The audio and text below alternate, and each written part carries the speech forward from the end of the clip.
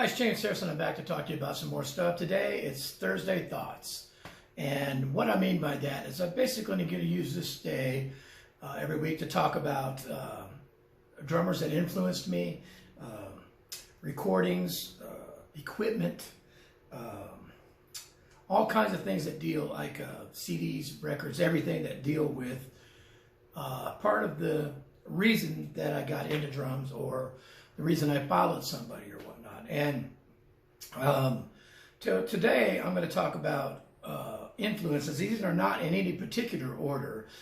Back in 2012, I actually did a daily post on Facebook, starting with January the 1st through every day of that year, talking about a drummer that influenced me. And they weren't always necessarily in order too. If I did it today, I'd probably have drummers that were on the list, that would be on the list that maybe weren't on that list.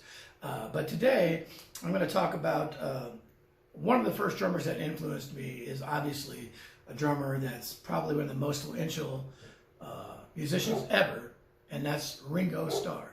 I was a huge Ringo fan. I mean, so much I even watched the Beatles cartoons. And so this wall behind me, it's filled with drummers. And one of the drummers on the wall, of course, right here is Ringo. And actually, I have two pictures. There's another one right here, if you can see it on the phone or not, is Ringo, just because I thought the picture was so cool. So he's on there twice. But I've often told people that as a drummer, I find I get a little bit more Ringo every day. And what I mean by that is I find that as I get older, I actually start thinking more about the musical attribute that I'm contributing and how it affects everything, more so than just drumming. And I think that's Ringo's gift to the Beatles and everything, is that, yeah, I mean, a lot of it was straight ahead, easy stuff, but that's what it needed, that's what it required. It didn't need to have the beat turn around and displaced and have all these chops and everything like that. And there's some tunes that are just totally, just great drum parts. The Ticket to Ride part, the Come Together, I've always thought the groove on Got to Get You Into My Life was pretty cool. And In My Life, of course, you know, the minimalistic drum part there is just amazing and perfect. So it took me a long time, but as a child, my aunt, Phyllis Sykes, had these Beatles records that were at my grandmother's house, and I would look on the album covers, which at the, you know, old albums had a lot of pictures on there, and I was just fascinated of pictures of Ringo and whatnot. And of course, again, I even watched the cartoons. I was so much into it, and it was just because the Beatles were such a big thing as I was a kid, but also because people that were older than me were influenced or listened to them. It kind of made its way into me listening to it because they were on the radio, they were on the different things.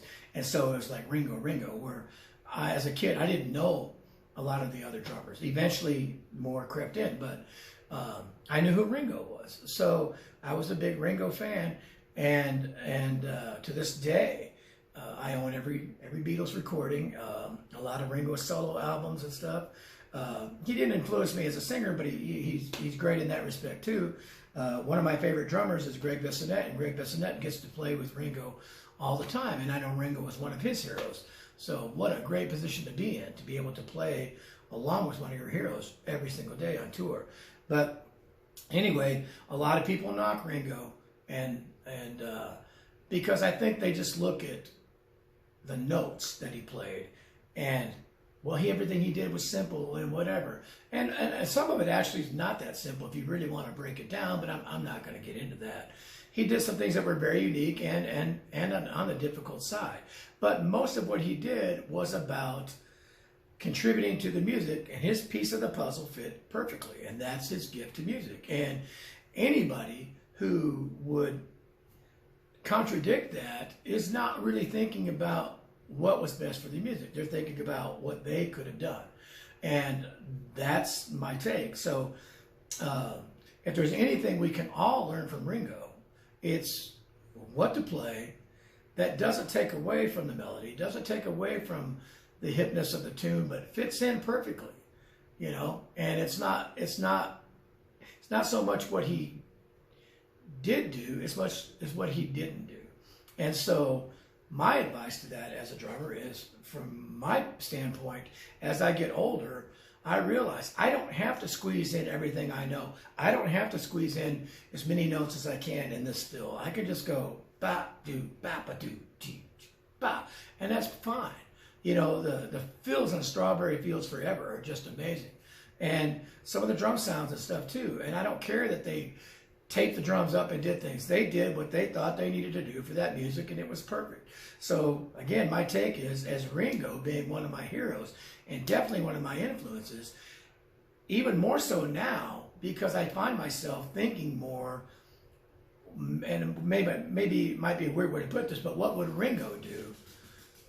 It keeps me from maybe doing the wrong thing sometimes. And if I get hired for a session, or somebody hires me for something, and they say, hey, can you spice it up a little bit? Yeah, I can always add more. But I'd rather do that than somebody go, that's a little much. Can you simplify that? I'd rather build it up from the ground up than, just take stuff away. So when I say I think a little bit more I think a little bit more like Ringo, or I become more Ringo every day, what I'm talking about is I try to think what fits the music, not what fits what I think, but what fits the music best. So my take is, always think about what's best for what you're doing, not what's best for you. Thanks.